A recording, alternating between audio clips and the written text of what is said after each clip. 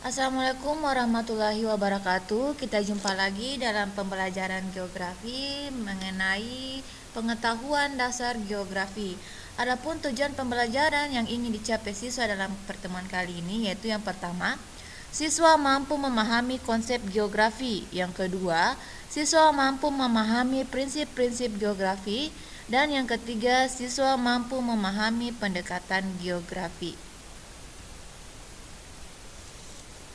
Oke, konsep geografi. Dalam mengkaji peristiwa dalam ruang, geografi selalu menggunakan konsep, sehingga disebut sebagai konsep geografi.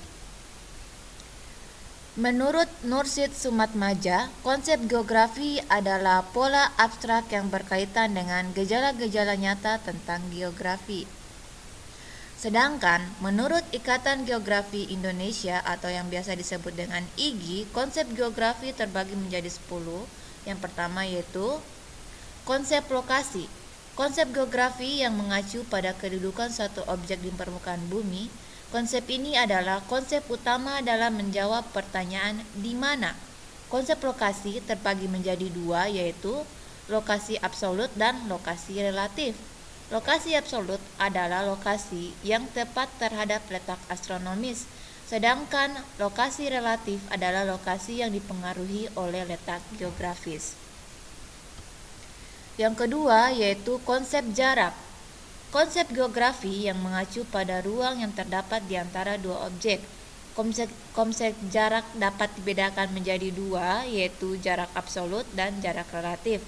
Jarak absolut adalah jarak yang diukur dalam satu satuan panjang atau kilometer, sedangkan jarak relatif adalah jarak yang dinyatakan dalam satuan waktu dengan pertimbangan kemudahan transportasi.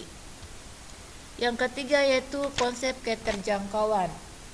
Konsep ini mengacu pada kemudahan untuk mencapai suatu objek yang dipengaruhi oleh kondisi geografi suatu wilayah. Contohnya, dari Jakarta kita lebih mudah menjangkau Kota Padang daripada Kepulauan Mentawai.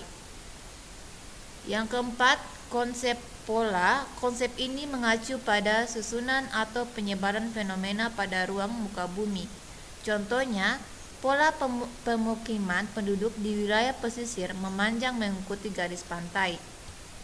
Terus yang kelima, konsep morfologi, yaitu ini menjelaskan tentang bentuk-bentuk muka bumi akibat proses alam atau tindakan manusia. Konsep ini memudahkan untuk mengetahui potensi suatu lahan.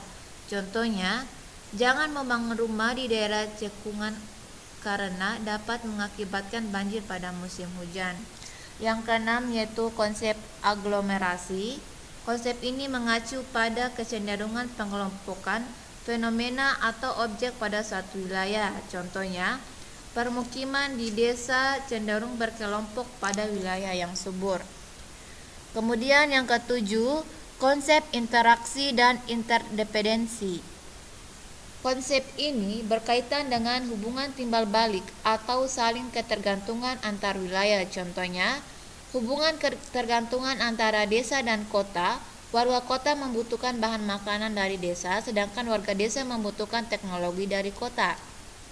Kemudian yang kedelapan, konsep nilai kegunaan. Konsep ini mengacu pada kelebihan yang dimiliki suatu tempat atau wilayah tertentu dan memiliki nilai kegunaan yang berbeda berdasarkan fungsinya. Contohnya, wilayah yang memiliki pemandangan yang indah cocok sebagai daerah wisata. Kemudian yang kesembilan, konsep diferensiasi area.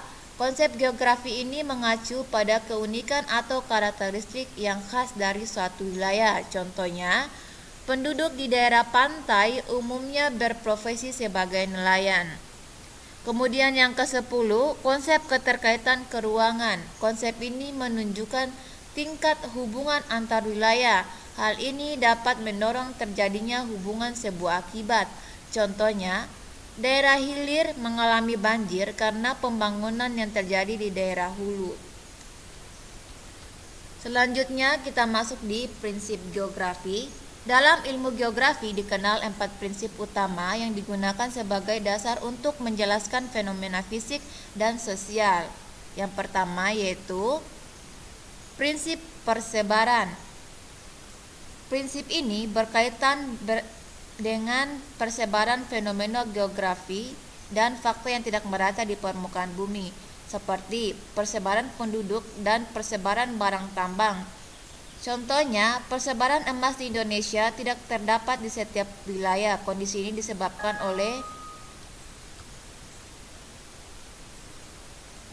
ini disebabkan oleh formasi batuan yang berbeda pada setiap wilayah. Kemudian yang kedua, prinsip interrelasi. Pada prinsip ini, hubungan timbal balik atau keterkaitan antara fenomena yang satu dengan fenomena yang lain. Contohnya, wilayah Indonesia mengalami musim hujan yang berkepanjangan sebagai dampak adanya El Nino. Kemudian yang ketiga, prinsip deskripsi adalah penjelasan lebih jauh mengenai gejala-gejala yang diselidiki atau dipelajari melalui pengembaraan bentuk, keterkaitan antara alam dan manusia dalam bentuk peta, kalimat, diagram, dan grafik. Contohnya, peta penggunaan tanah mempermudah analisis wilayah untuk kesesuaian lokasi fasilitas umum seperti terminal, rumah sakit, dan pusat perbelanjaan. Kemudian yang keempat yaitu prinsip korologi. Prinsip ini adalah perpaduan dari ketiga prinsip sebelumnya, yaitu persebaran, interrelasi, dan interaksi, serta deskripsinya dalam ruang. Setiap wilayah memiliki ciri khas pada kesatuan gejala, bentuk, dan fungsi akibat kondisi wilayah yang berbeda-beda. Contohnya, kesenjangan pembangunan di Pulau Jawa dan Pulau bagian timur Indonesia sehingga menyebabkan padatnya jumlah penduduk di Pulau Jawa. Prinsip korologi merupakan prinsip yang komprehensif karena memadukan prinsip-prinsip sebelumnya. Prinsip korologi merupakan ciri dari geografi. Kita masuk di pendekatan geografi. Pendekatan geografi yang pertama yaitu pendekatan analisis keruangan. Pendekatan analisis keruangan adalah analisis atau cara pandang yang menekankan ruang sebagai kajiannya. Penting untuk memperhatikan persamaan, perbedaan, dan penyebaran, penggunaan ruang yang telah ada dan penyebaran ruang yang ada digunakan untuk berbagai kegiatan direncanakan. Contohnya yaitu pendekatan keruangan adalah pada saat musim hujan sering terjadi banjir. Bencana tersebut sering terjadi di wilayah Jakarta. Pertanyaan yang muncul adalah, yang pertama, bagaimana pola keruangan sebaran banjir di Jakarta? Kemudian, di mana wilayah selalu tergenang tiap tahun? Terus, di mana wilayah yang tergenang setiap 5 tahun sekali? Itu merupakan contoh dari prinsip pendekatan analisis keruangan. Kemudian yang kedua adalah pendekatan analisis ekologi. Pendekatan analisis ekologi atau kelingkungan adalah cara penyelidikan satu fenomena geosfer yang berada di suatu tempat atau wilayah tertentu dengan menerapkan konsep ekosistem. Penekanannya terhadap pada keterkaitan antara fenomena geosfer tertentu dan variabel lingkungan yang ada. Pendekatan ke lingkungan tidak hanya mengkaitkan hubungan antara makhluk hidup dan lingkungan alam saja, tetapi juga mengaitkan dengan fenomena yang ada di dalamnya. Contohnya, pendekatan ke lingkungan adalah masalah banjir di Jakarta. Untuk mempelajari banjir dengan pendekatan ke lingkungan, selain mengidentifikasi kondisi fisik di lokasi tempat terjadinya banjir, juga mengidentifikasi gagasan dan perilaku masyarakat setempat dalam mengelola alam di lokasi tersebut. Kemudian kita masuk di pendekatan analisis kompleks wilayah. Perpaduan antara pendekatan keruangan dan pendekatan ke lingkungan disebut pendekatan kompleks wilayah. Kajian pendekatan ini bersifat horizontal, dalam artian keruangan bersifat vertikal dalam artian kelingkungan. Contohnya, pendekatan wilayah adalah pembangunan yang dilakukan di daerah hulu sungai akan menyebabkan banjir di daerah hilir sungai apabila tidak dilakukan perencanaan yang baik.